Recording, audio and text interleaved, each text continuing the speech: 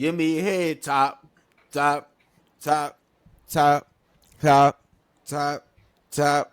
Pussy wet, mop, mop, mop. Insane. Start this pod with that. Got a great one in store for y'all today, bro. Mid-year review, talking our favorite projects, favorite moments so far this year. And that's pretty much going to be the whole episode. So if you're down for that, you want to hear what we've been listening to, check us out, stay tuned, go in the comments or whatever you're watching on, plug it in, put what you've been listening to, what's your favorite projects of the year. Let us know how you feel. We'd love that. We'd love the feedback, let the comments, all of that. Can I get a cheers, bro? Good to be back with y'all, Junks. Give me a cheers. We did this already. We have water. This isn't anything spectacular. How y'all been though, man? How the last few weeks been for y'all, bro? Long time no see for Vance.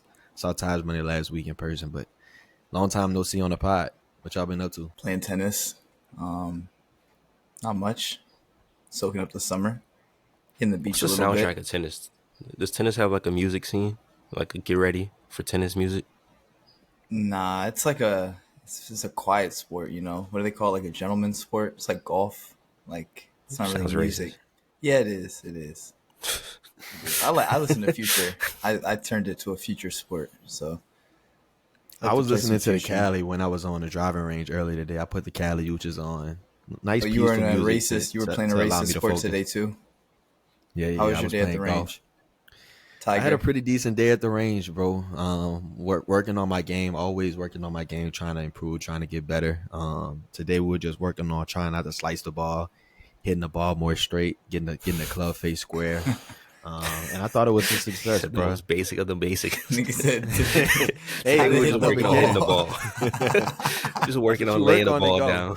That's what it's about, baby. It's about hitting the ball. So, I finally got my left hand, my non-dominant hand, to kind of be over on the club to allow me to, kind of square up the club face, and I found some success. So I'm really. Are you getting lessons or is it self-taught? It sounds like you're getting lessons. Self-taught, man. This is self-taught. Just watching people, hearing tips, tidbits from people who play golf, who I play with, or be around. So that was successful, bro. I also got a surfboard, which is great.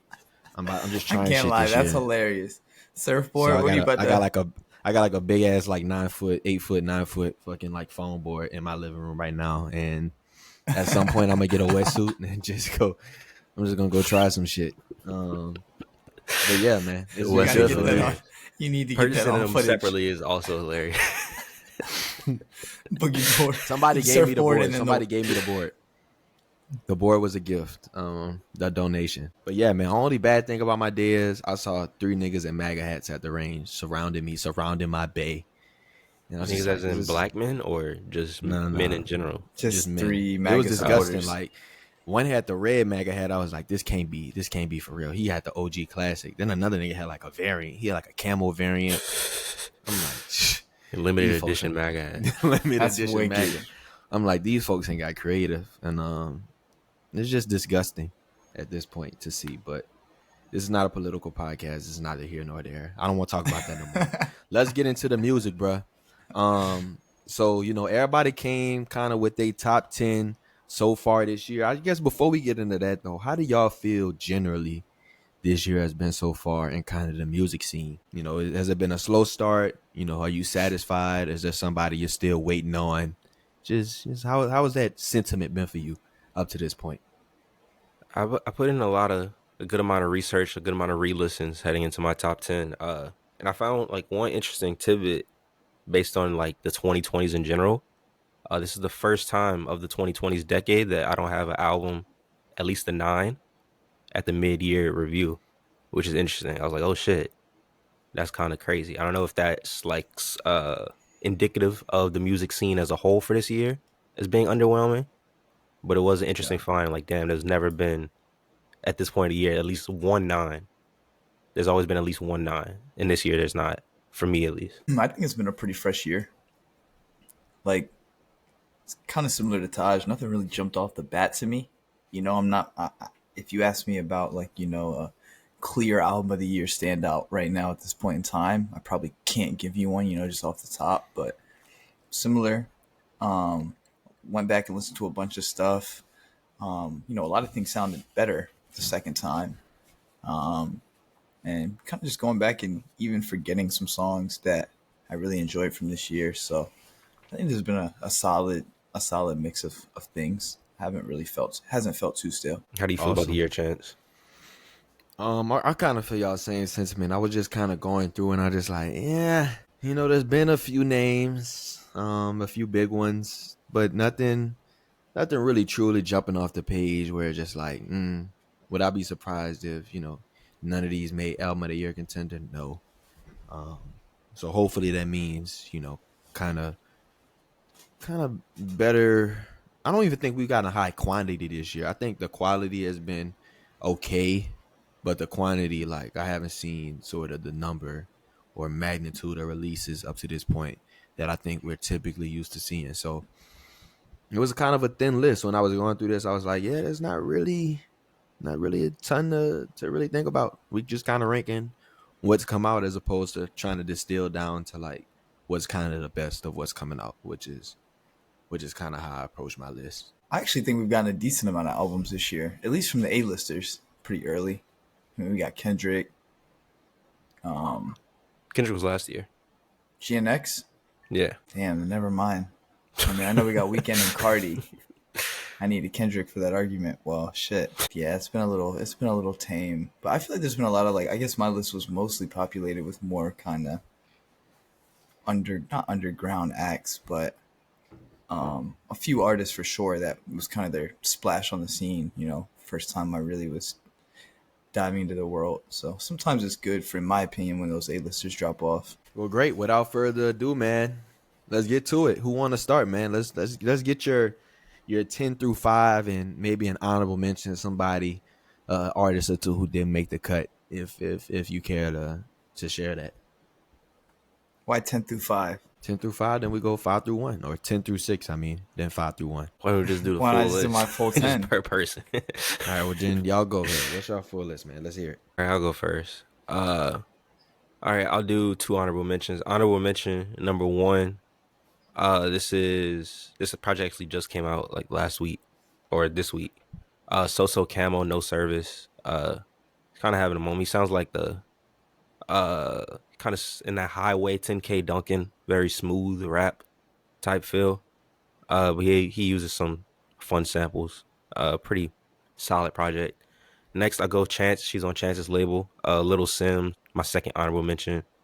Other than that, James Blake, that Friends That Break Your Heart. I think this is a great like friendship breakup album. Wait, Friends That Break Your Heart, that Ben came out.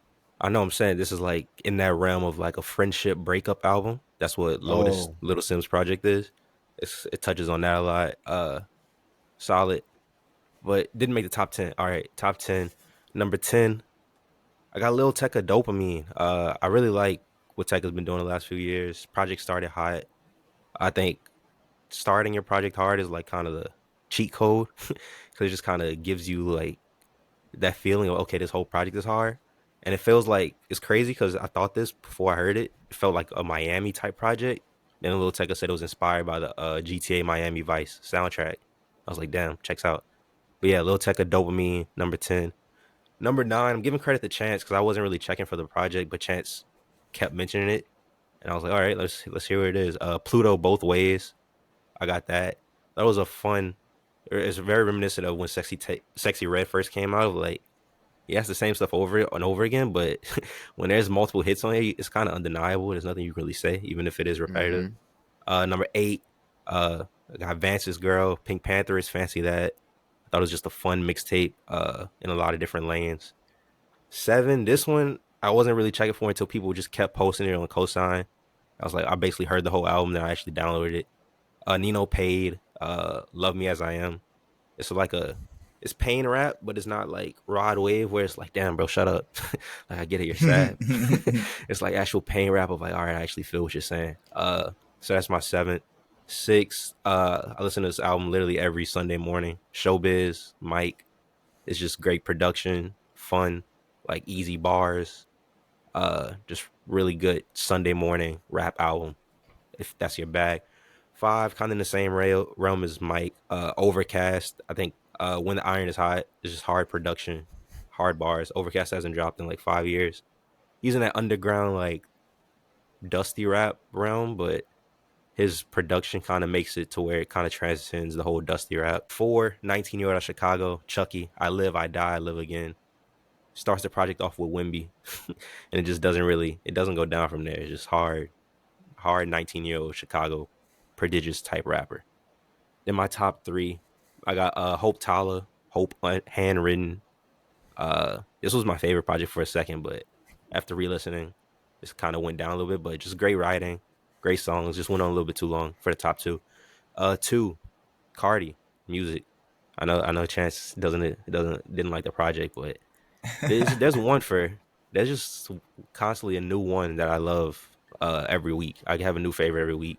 Current favorite is Olympian, but I just literally hop from a different favorite every week. My only knock was the features. They felt very corporate, like corporate mandated with the Kendrick calling Cardi his evil twin.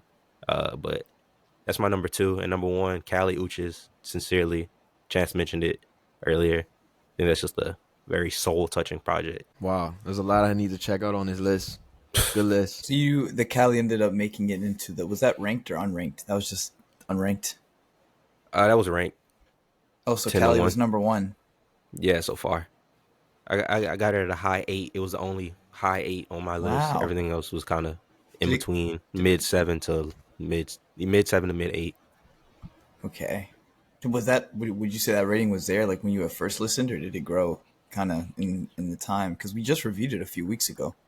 When I first listened, I thought it had 9 potential. But then I'm pretty strict with the 9s. I was like, nah, it's not really. There's nothing that's like kind of undeniable hit. There's no like real hit on here, which she wasn't really trying for that. So I can't really push it into those type of conversations. But I'm pretty firm with it being at a high 8. That's fair.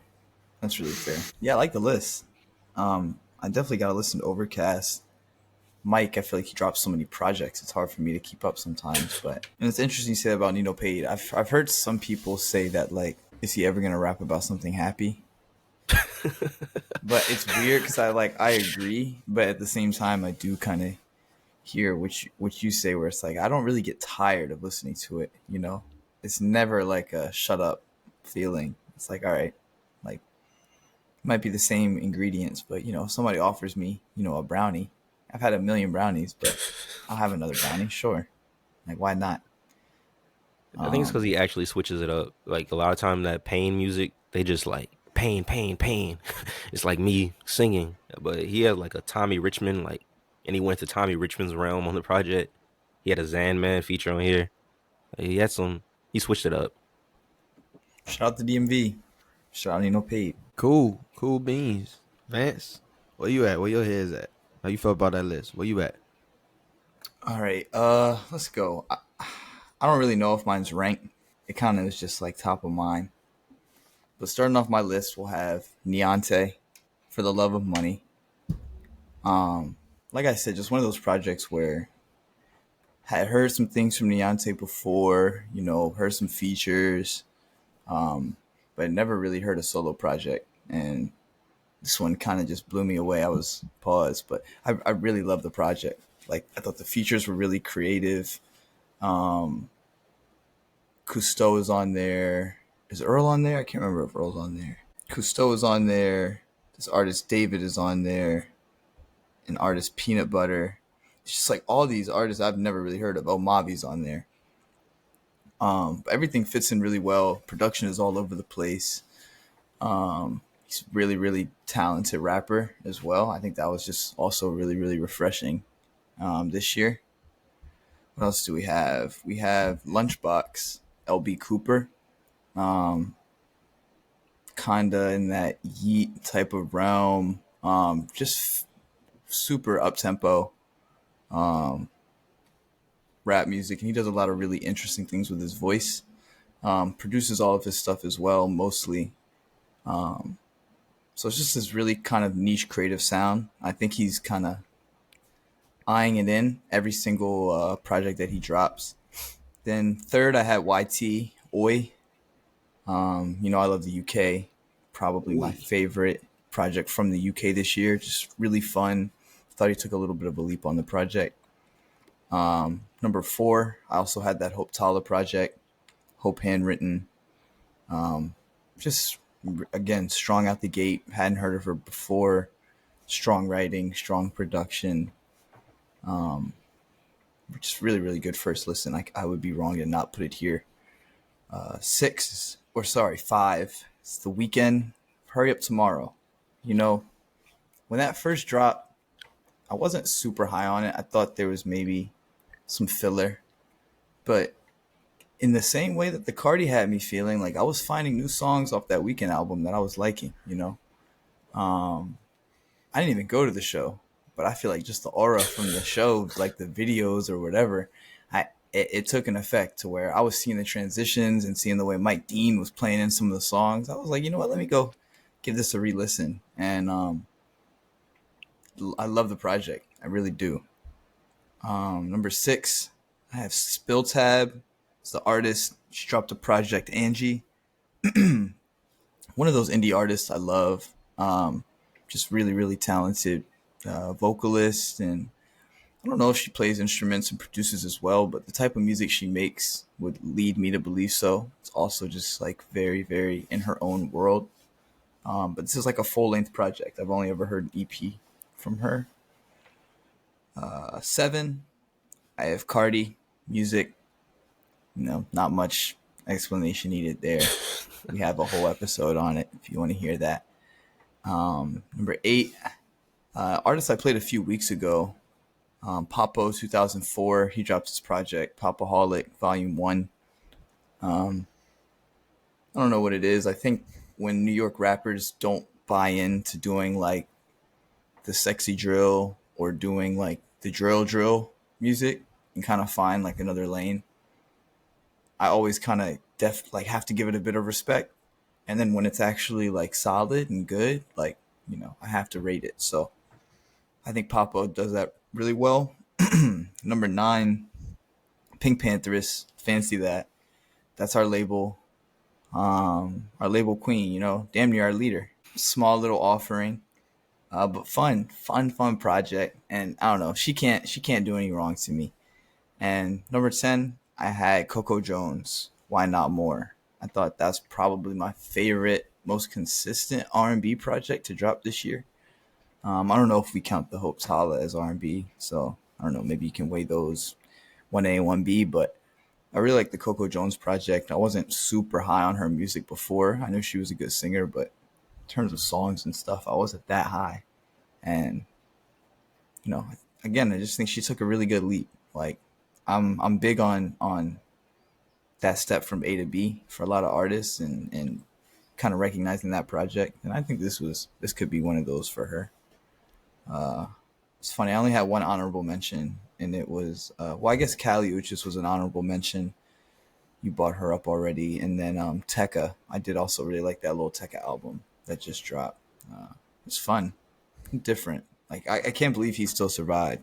I mean, like, I can because he finds a hit. Yeah, he finds a hit every couple years, but that's what I'm saying. It's not even survival. Like, he's up, and then everybody else from that generation is like nowhere to be seen. But yeah, it's my list. A little bit of everything. Solid stuff. Listen, man, listening to both of y'all lists, y'all, there's some similarities, but I like how Vance highlighted the Coco Jones. He's got a little mixture in there. So I appreciate that.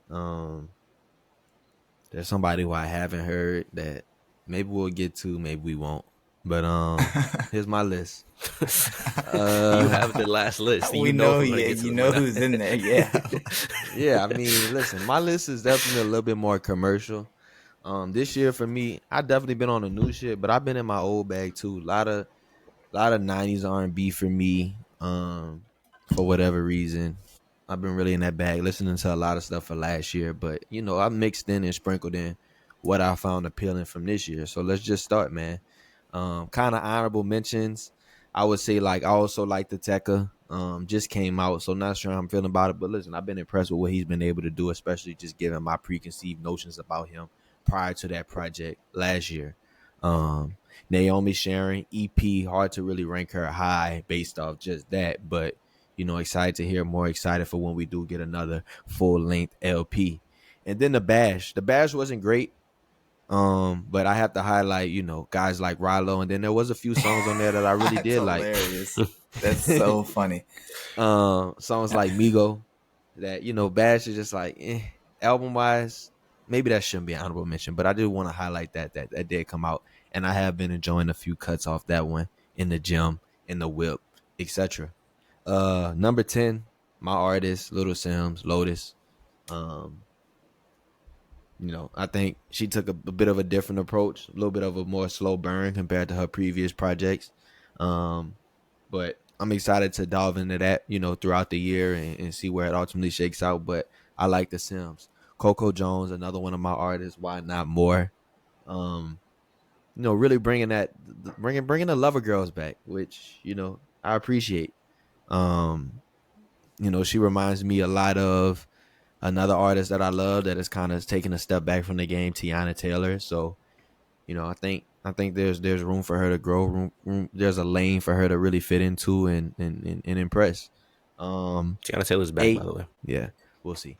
8, She dropped a we single. got Hilarious.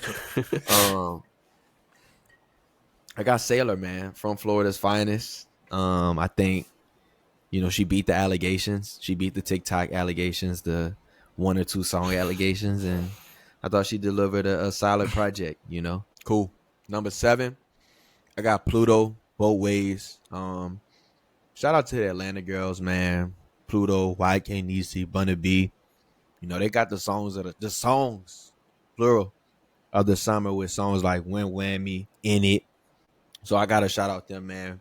Pluto is just I think the Sexy Red was a good comp where just like it's fun, it's playful, it's a little bit unserious, it's a little ratchet, but when you couple that with just that Atlanta production, which I think we saw that on another guy I'm gonna mention, YTB Fat, where it's just like, bro, that shit really does take those artists over the edge.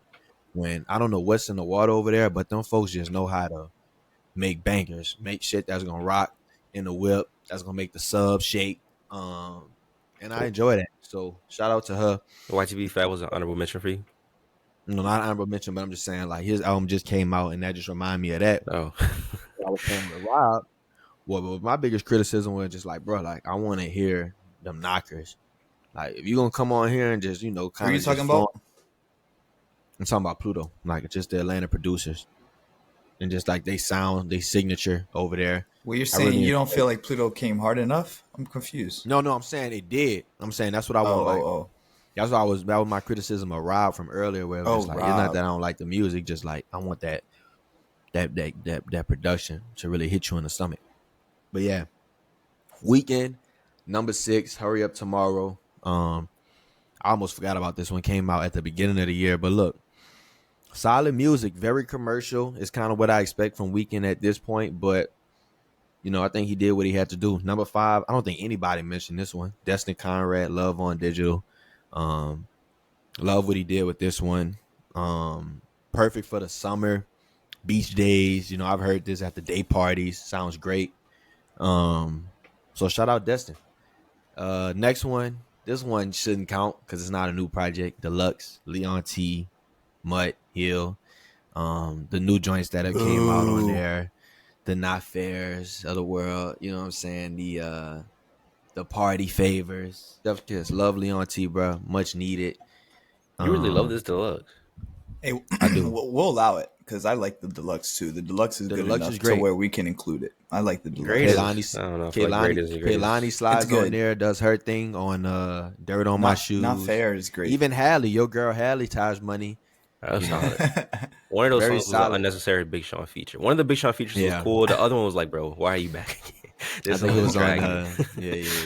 No, the one on Party Favors was great, but the one on was really was good. the remix was of. like, bro, why are you? What's going on? No, the remix. I just deleted that from my I deleted that from my Apple Music. That song doesn't exist on my phone anymore.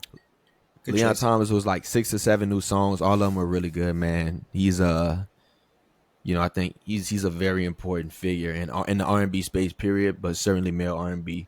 I think he the one next to the guy I just mentioned, Destin Conrad.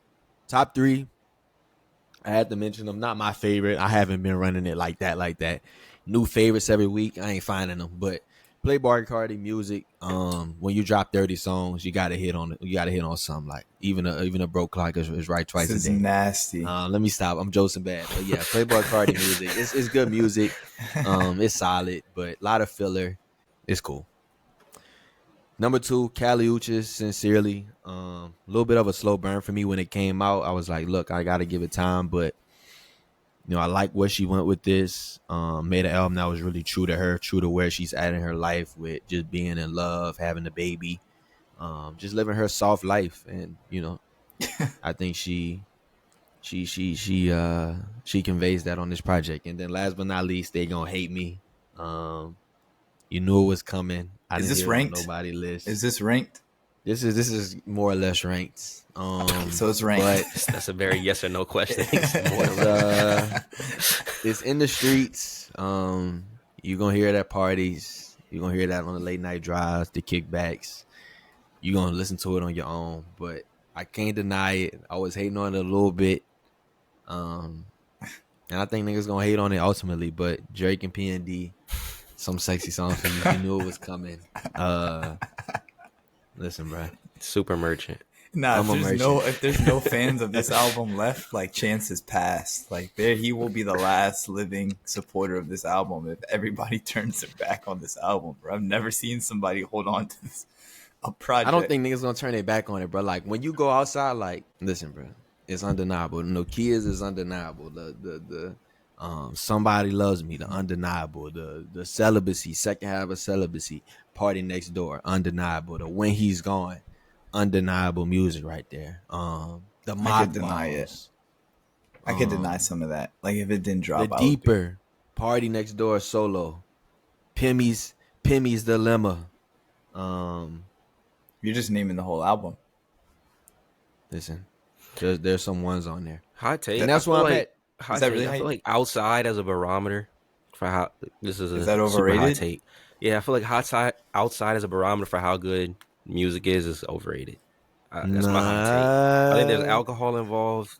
Niggas are trapped in the function. They've already paid $30 to get in. Nah, You're you're trying not to have a gonna good do time. that. Gosh, and This is my hot take. It's a fake This outside. nigga said scamming. After being outside for multiple days straight, I think outside as a barometer for what good music is kind of overrated. Because It's people not will the dance. end all People be will all, dance but to it's just anything. like Exactly. when it's like when we hear it outside and just like when we get serious, it's just like everybody know the words.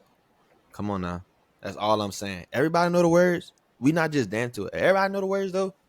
I mean, I like the Nokia everybody, moment. everybody Somebody attention. likes you. Somebody, whatever that song is called. Somebody loves me.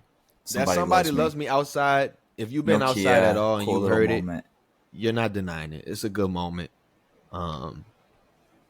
So Nah, listen, once this city was playing Not Like Us for 17, 18 weeks straight, that's when I found out that outside can be the barometer. I said, yeah, outside is not. these It's niggas not a total tripping. barometer. But I get that it. not like that. Somebody Loves Me go up more than that. Not Like Us. Okay, see.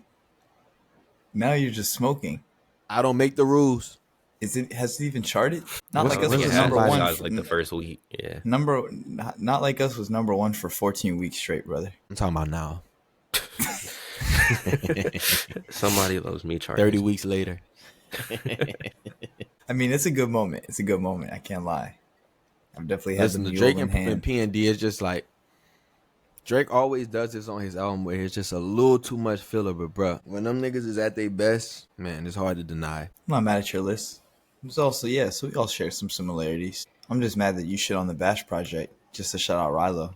Like, you didn't have to do that, I didn't bruh. shit on it, but it was just You like it just- wasn't all the way you there. said it's Rilo not was great at definitely the all. highlight, bro. It You're not debuted lying. at 30. It's been on the chart for 18 weeks though, but it hasn't gone past 30. Somebody Loves That's Me. all right. It's The there, white folks yeah. not on it, but the niggas, if you know, we carrying that. The Our Black Billboard demographic, chart. Our 13% is carrying it on at number 30 on the charts. So now it's like the culture. It's the culture argument. Kendrick not tapped in with the culture, huh? That Somebody Loves Me goes. So what's your some sexy songs for you is your number one? What's your some sexy songs for you score? Like what's the highest album for you score so far? It's my personal number one, but At this point, it's probably like a 7. I don't think nothing really scored above a 7 for me this year. Everything has just kind of been like pretty good. Is this a flat 7 or just nothing exceptional?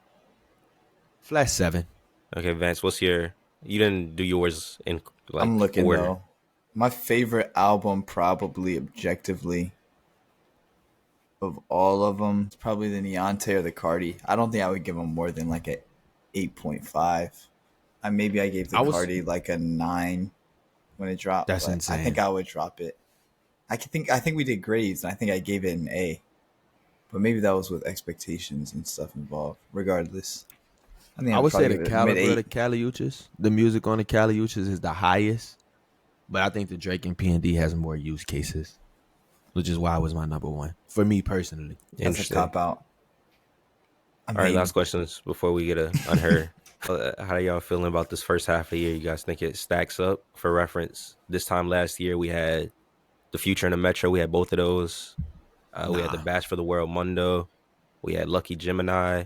2023. No. We had V's. Biggest moment so far has been PLUTO, YK, Nisi, I'm just saying, for B. like the 2020s as a whole, do you guys think this year is stacking up to the others? It's probably the worst year of the 2020 so far. Yeah, there hasn't been a ton of moments that have really moved me. I mean, we're gonna get to it, just moment talk, but it's been a little quiet. Even Cardi's moment didn't feel. It wasn't huge. His moment damn near felt bigger last year throughout the rollout than this year. 100%. Cardi had more impact last year than he did this year. 100%. Theories as to why? You think it's just music quality, or you think it's something else? Aura has an expiration. Like, he had the aura last year when he was moving all low. Hype, and he just dropped like, I'm not gonna call it mid, but it's just like, bruh, 30 songs. Just like, obviously something had to stick, but you can't go, you can't go fucking, 17 or 18 for 30. Well, and I don't think 15 for 30. And he's like a damn near like a side opening act on the weekend tour, So it's like, I don't know. That moment shit not moving niggas outside. That's all I'm saying. Yeah. It's not moving nobody. Like, well, nah, that Cardi is moving niggas. Don't get it twisted. But I'm just saying in terms of like, being, what everybody was expecting. And I mean, to be fair, I think like most artists that have that level of hype, like I think they probably do it to themselves. They deliver probably 10-20% of the time. It's not like you can usually live up to that hype, It's not an easy thing to do. But in terms of moments, in terms of like hype, I definitely think there was more last year. Just in anticipation than I think the kind of post-release rollout has been. Yeah, Future doubleheader, Kendrick, Drake beef, start, GNX, and then everything that happened in between. Hard to deny. But I mean, let's get it unheard, and then we're gonna talk about kind of moments and then future outlook. All right, cool. I'll go first. I said this as my honorable mention, and he samples Cardi on the song, so I'll go with Sosocamo, Keep Steady.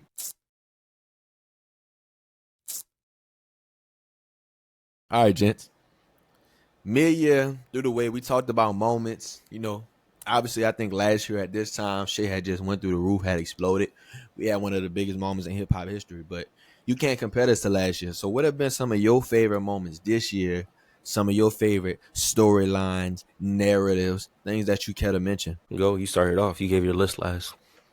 Yeah, I think for me, I mentioned it earlier with PLUTO and her project, but man, I gotta shout out the Atlanta girlies that's really, I think they really set the tone for the summer. I think it started with PLUTO, YK Nisi on Win Whammy, the Lululemon song that, kind of took root earlier this year. And has just gone stronger and stronger and really cemented itself as maybe the biggest movement in all of hip hop right now, next to What the Helly.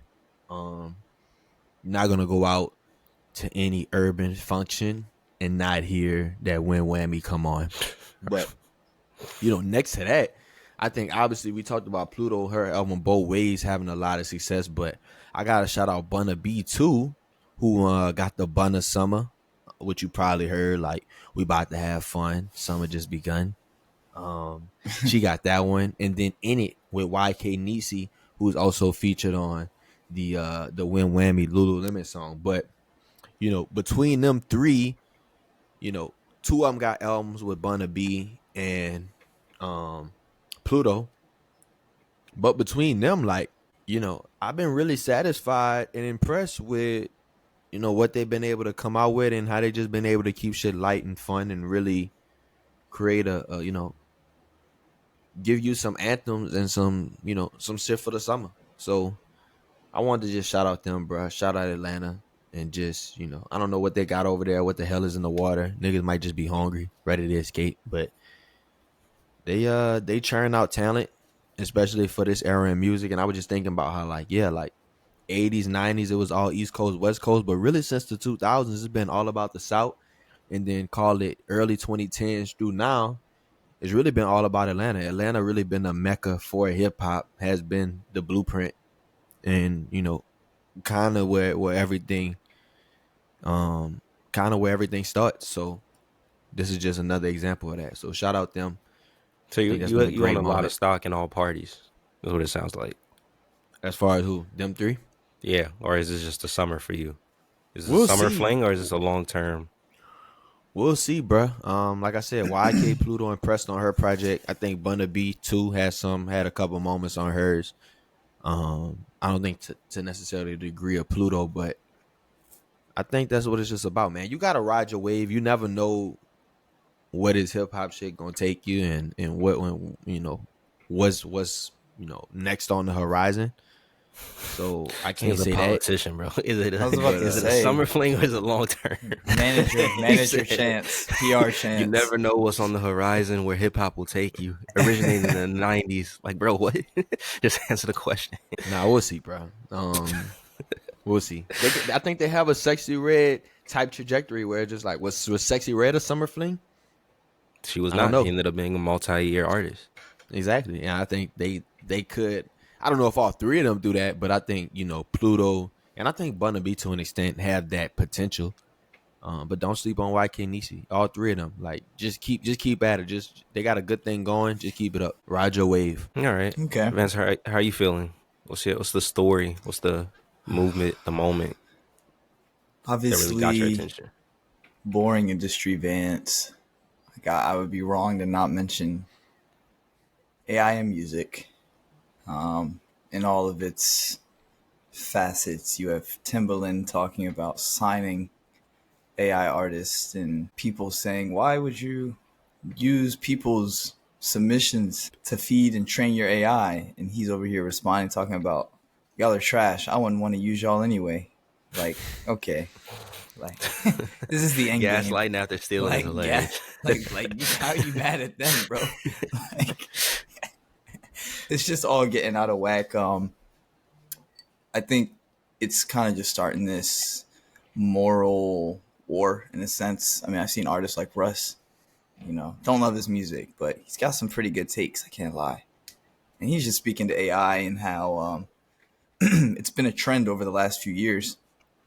We've been seeing budgets get cut for the main artists. We've been seeing label structures go crazy. So now your marketing director, has 30 other artists that they have to work for rather than, 5 or 10, all these mergers. It's just artist treatment is going down a little bit and across the board. And the labels are making more, profiting more, but, budgets are getting tighter. So they're saying this AI movement is really it's about control. You get to cut off all your expenses. You don't have to pay for these artist trips around the world, pay for their studio time, pay for them to be wasting studio time.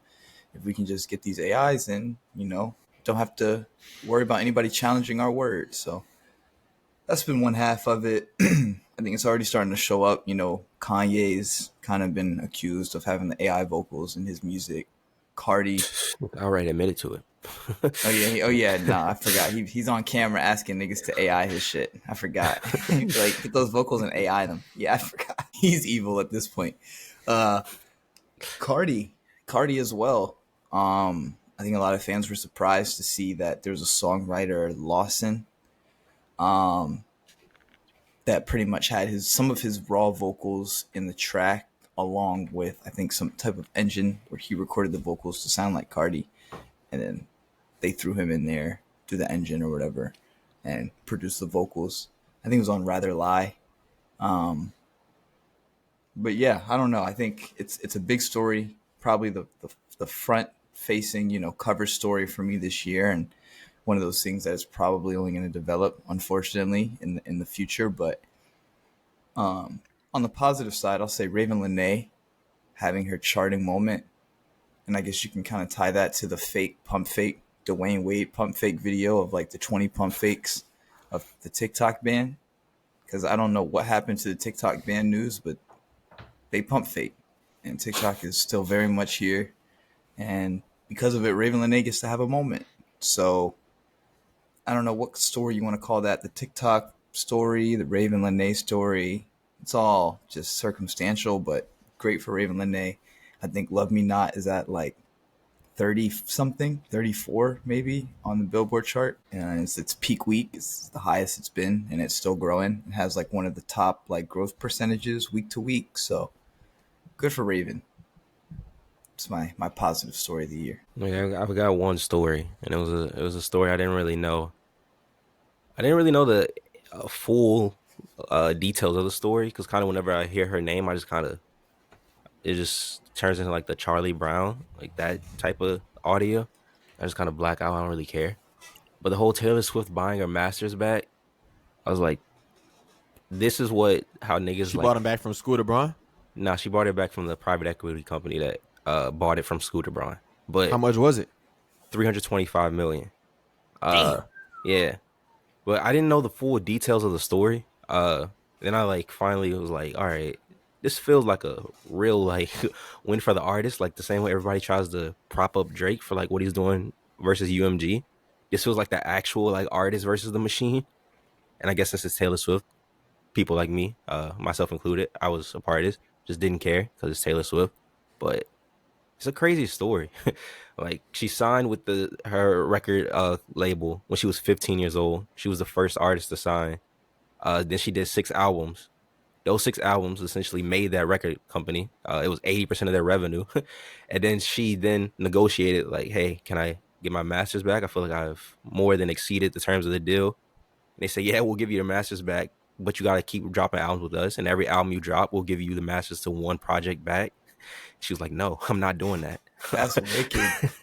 Yeah, so essentially she would have to drop 6 new albums under the record company to get it back. But then at the same time, when they denied her, they didn't end up selling it to Scooter Braun for like $300 million. Scooter Braun then, in a 17-month span, turns it into a $250 million profit, selling it from one private equity company, his own, to another. He sold it for $550 million? He sold it for $450 million, but he also was making in the money, the profits that the albums were bringing in themselves. But during all of this, he sold it beginning November 2020. Taylor Swift started her re-recording 2 weeks after that, so he sold it at like the perfect time. And then Taylor starts her recording thing, and then she goes on to like literally the craziest tour of all time. 150 shows. Yeah, she grosses $2 billion, $13 million per show, highest grossing tour of all time. Buys her shit back, does the re-records 4 of 6, releases them. Basically tanks the value of those albums, makes enough from the tour. That is kind of that's not. This is like, see, this could be a movie. It will never happen again. Yeah, they got to make a movie because, first of all, the re-recording shit, we've talked all the time on this podcast about how that's the most cheat code of cheat code moves that really nobody should be able to get off. Surprisingly, he said, "Let me just re-record my albums, drop them. Nobody wants some old shits. Give me them back." And the only reason she was able to do that was because she was like the main songwriter on those like first 6 albums. So as long as she like waited till like a certain period, then she could re-release it. But if she had like a bunch of co-songwriters, she wouldn't even be able to do the re-recording. So it was like, damn, crazy, just everything about it. But yeah, I was like, damn, this is like the ultimate artist against the machine type story. But because it's Taylor Swift, it's not really that big of a story. Oh, like at least for me, it wasn't that big of a story. until I like really dove into it, and I was like, damn, respect to Taylor Swift. Yeah. So with that being said, I'm gonna do a Taylor Swift deep dive. I was gonna do this for like years, but I always get bored and I just don't do it. But this year I'm actually gonna do it. So she got 10 projects. I'm gonna do like a project a week. Bro, Just come I here for bro, like 5 minutes. My last words is just gonna be what I think of the project, nobody's and hopefully forcing her you to do legacy lives this. up to it. I know it's just like one of those situations where people tell you like this thing is so great, this thing is so great, or this thing is this way, and then you just have to figure it out for yourself. So I'm gonna finally do it myself. And You're see. not a white girl from Philadelphia. I, I can put myself into any headspace when listening to the album. I can do it. all right, yeah. Let me not profile Taylor, man. She's one of the goats. I mean, yeah, she's one of See, the that's what I'm goats. I'm saying. I sorry. don't know. That move Is is she too a goat? goated. I want to see That if she's move, I'm actually a saying goat. off of the move. Off of that move, the re-recording, she's stamped. She's a thug. She's a G at this point. What? The re-recording? I mean, that's never been done before. That's different. So she's got my respect. And that Eras tour. Once I saw that it was cheaper for Americans to fly to Paris and buy the ticket over there with their hotel and flight than to just go to MetLife, I was like, yeah, she's breaking the code. This shit hasn't never been done before. But I will not be embarking on that listening journey. You gotta let us know how that goes for you. But I'll let you know if it hits. If it doesn't hit, That's a hefty investment though. 300 million to buy the masters back when you already had the T versions. I mean, now she's got both versions. She just did a $2 billion tour. She owns At her this life point, over she it. got billions of fucking dollars. This shit is just play money at this point, nigga. If she lost 99% of it, nigga, she'd still be richer than everybody in the whole world, nigga. You'd be all right. Yeah. So it's nothing to give up 350 for your life's work. There you go. All right. So not many big moments. We talking about Taylor Swift and AI. Those are two big things. They're two very large. Nah, the AI shit is cooked though, man. I finally started using ChatGPT for real. This shit is a cheat code, man. I'm scared. But look, we'll see, bro. We'll see what the rest of the year has. So let's get an unheard and then let's wrap up this episode, bro. I could go. If y'all want, bro. I'll play let's go with Pluto Drill Flow featuring BabyDrill. BabyDrill. Man, podcast over, dog.